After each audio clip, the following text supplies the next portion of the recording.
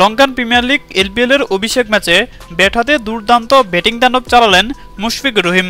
4 ছক্কার ফুলঝুরি ছড়িয়ে 36 বলে 78 রানের বিধ্বংসী ইনিংস খেলে রীতিমতো সবাইকে অবাক করে দিলেন এই ডিপেন্ডেবল ব্যাটসম্যান। দর্শক, মিডল অর্ডারে দুর্দান্ত ব্যাটিং করায় লঙ্কান প্রিমিয়ার লিগে মুশফিককে দলে ফেরায় জাফনা কিংস।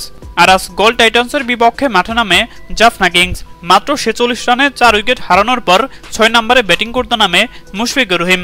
আর ব্যাটিং করতে নেমে শুরু থেকেই দুর্দান্ত ব্যাটিং তাণ্ডব চালায় এই ডিপেন্ডেবল ব্যাটসম্যান। 4 ছক্কার ফুলঝুরি ছড়িয়ে এবং নান্দনিক শটে প্রতিপক্ষ বোলারদেরকে রীতিমতো কচুকাটা করে মুশফিকুর রহিম। এদিন শেষ পর্যন্ত 36 বলে 4টি 6 এবং 6টি 4-এর মার দিয়ে 78 রানের বিধ্বংসী ইনিংস খেলে অপরাজিত থেকে দলকে বড় সংগ্রহ এনে দিয়ে মাঠ ছাড়েন এই ডিপেন্ডেবল ব্যাটসম্যান। আর এলপিএল এর অভিষেক ম্যাচেই দুর্দান্ত ব্যাটিং করে অর্ধশতকের দেখা পান মুশফিকুর রহিম।